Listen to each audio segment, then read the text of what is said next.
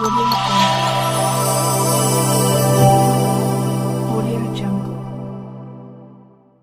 ललित नारायण मिथिला विश्वविद्यालय के 50 वर्ष पूरे होने पर स्वर्ण जयंती वर्ष समारोह मनाया जा रहा था, जिसमें शुक्रवार हेलीकॉप्टर से उतरे शिक्षा मंत्री विजय कुमार चौधरी।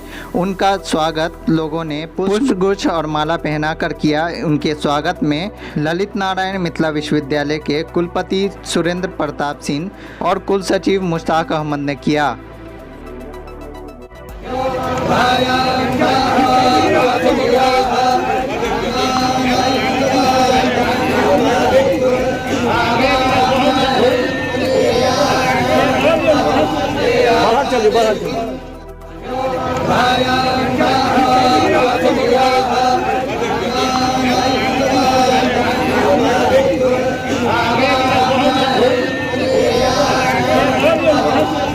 चलिए